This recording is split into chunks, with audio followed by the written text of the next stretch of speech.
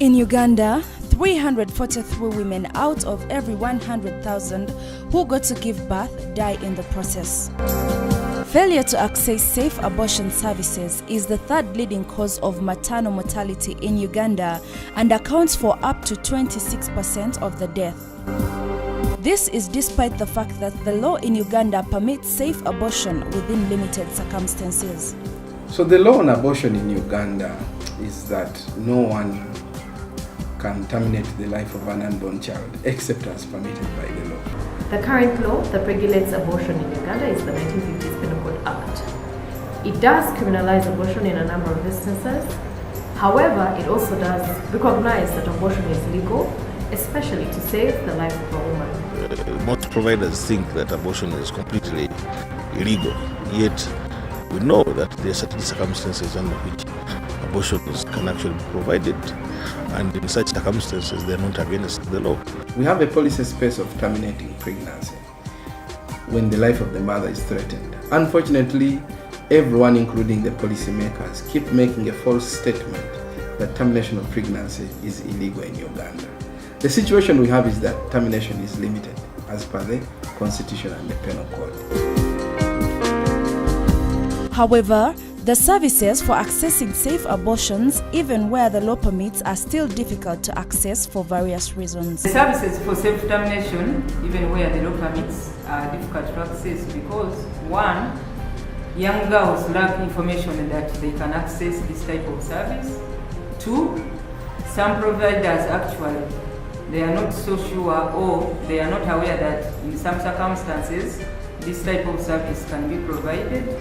Thirdly, some providers lack the skills to provide this type of service.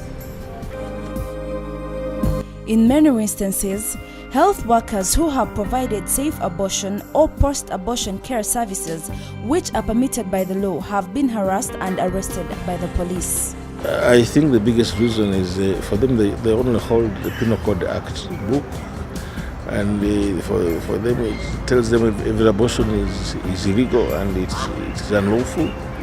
So they've arrested anybody who has been involved in the provision of a service, irrespective of whether the abortion is legal or illegal in this country. Definitely, there are a number of challenges of arresting health workers based on the current law, because what happens is that the health workers, once they are suspected of having terminated the pregnancy, they are then arrested by police. The first thing that the police will do in most cases is to call a media brief before even finding out the facts of what actually happened. So in most cases, the health workers, even those that are providing post-abortion care, are actually aligned before the media and accused of termination of pregnancy, which in most cases is not true.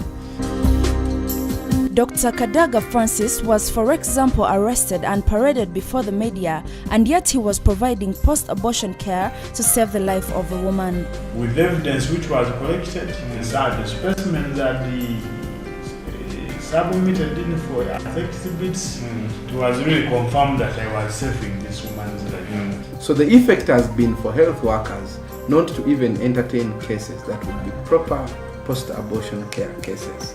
And this affects care to the women because everyone wants to be safe with the law. But these rampant arrests of health workers by the police for termination of pregnancy have not resulted into a single successful prosecution. In a way, whereas this law was meant to penalize termination of pregnancy, we have not really seen this penalization of termination of pregnancy happening.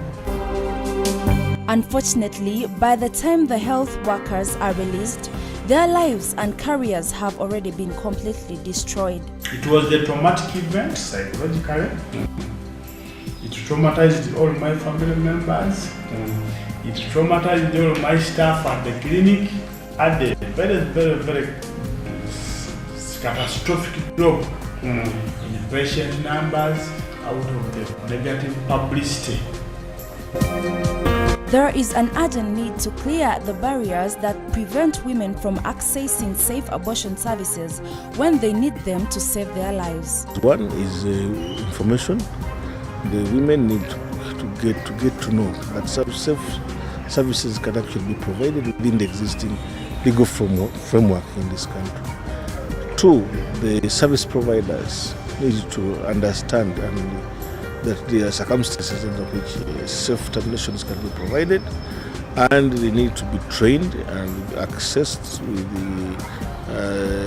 the tools of the trade to be able to provide safe terminations of pregnancy under those circumstances. We need clear guidelines for service delivery from the Ministry of Health, such that everyone clearly understands that under this condition, this type of services can be provided. So we need to first of all operationalize that provision that is existing. And the Ministry of Health needs to work hard to get the standards and guidelines operational as a beginning point. That will take away the fear and terror that the health workers are facing from the police, but it will also be very clear that once these grounds are existing, one can terminate pregnancy. We need to expand the indications for access to safe and legal abortion in Uganda, because saving the life of the woman is very restrictive. It leaves out indications like victims of rape, incest and defilement who need to access safe abortion services in Uganda. So we will need to have a revised law, we'll need to have a reform in our penal code provisions, and if possible, even introduce a specific termination of pregnancy bill that will operationalize Article 22 of the Constitution. Because the Constitution envisages that there is a situation where Parliament will come up with a law on termination of pregnancy. It's not to legalize abortions, but rather regulate